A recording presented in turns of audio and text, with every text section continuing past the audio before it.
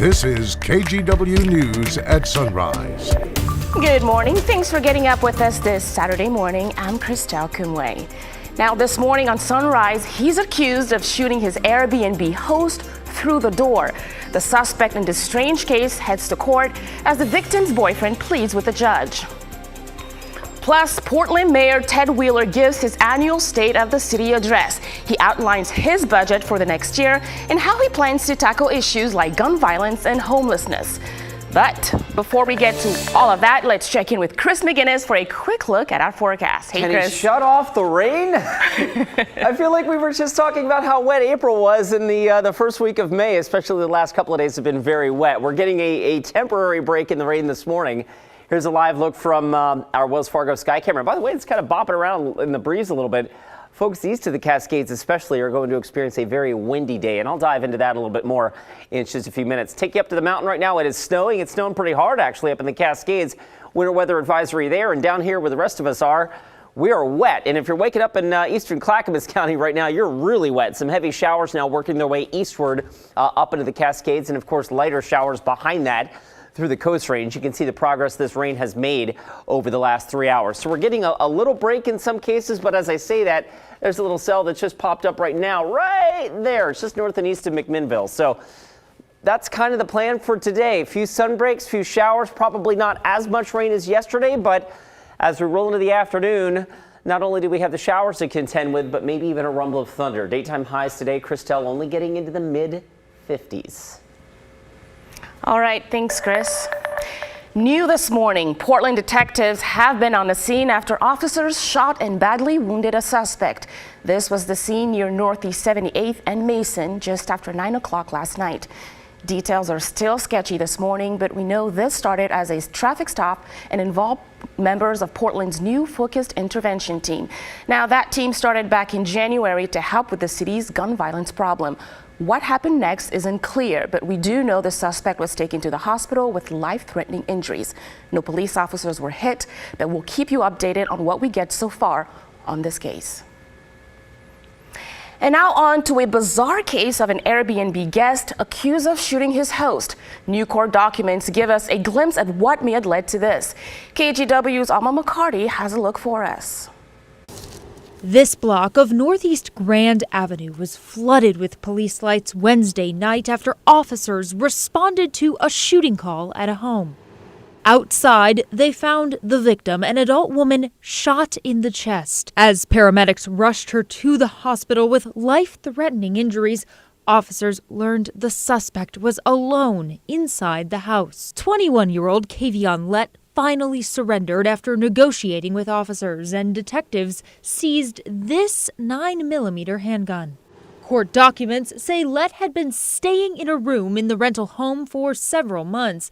The homeowner reports having problems with him, and it was when she went downstairs to talk to him that he allegedly fired several shots through the door. Your Honor, 615 line 1, last of Lett. On Friday, Lett was arraigned. Assault in the first degree, unlawful use of a weapon, attempted murder in the second degree. Court documents show Lett had been couch surfing for the last couple of years, staying in Portland for the past 3 months. He has no priors nor other pending cases. This is a person that is unpredictable. The victim's boyfriend remotely addressed the court. I do not believe he can be released because he literally did this for no reason. I was at his door. I asked him if I could have the camera back that he stole, and after that he opened fire on me and my girlfriend, hitting my girl. He told the judge his girlfriend remains in the hospital, alive, but in his words,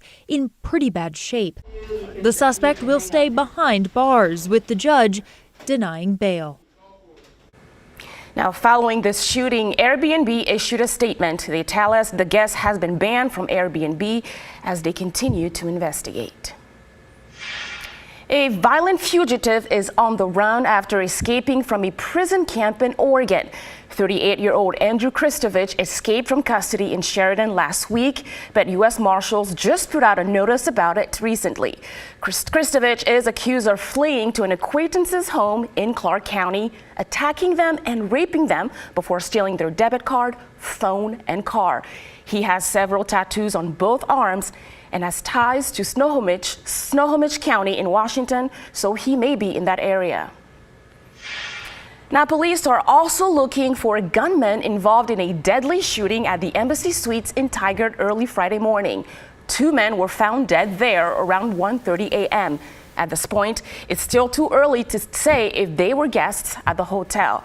Anyone with information about this case is asked to contact Portland Police. Now, check out this crazy scene caught on camera in Oregon City. A suspected drunk driver slammed into almost a dozen vehicles, and just when you thought the damage was done and it couldn't get worse, he just kept going. Now, the driver was trying to park a truck, and he caused incredible damage by trying to do so.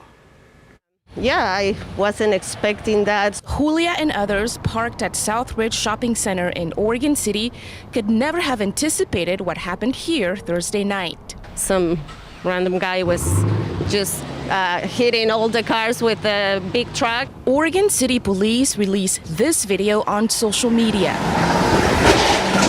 It shows the white work truck hit a parked vehicle before going into reverse and hitting at least 2 more vehicles. The truck is then seen speeding away and crashing into 2 more vehicles before jumping the sidewalk and coming to a stop. In total, police say 11 cars were hit, including Julia's, who works at a restaurant in the shopping center. It was damaged like on the back, the front, and the side. And it was a pretty normal day. And then out of nowhere, there was just a big loud thud, and there was a Kia right about there, missing rims and its wheels. Quinn McGinnis was working at Napa Auto Parts. He heard the commotion and saw the truck ramming into vehicles. And when the car came down this way after it did some maneuvers, it came down, hit it, and it basically shoved that Kia. I saw the guy in the truck for a moment, like once I came out to initially see what happened. Police say the driver of the truck also damaged 2 businesses. He was cited for DUI and reckless driving and taken to the hospital with injuries. No one else was injured, a relief for Julia and others who witnessed the rampage. Thank God, because there's always people here going in and out of the restaurants, and I'm glad that nobody got hurt.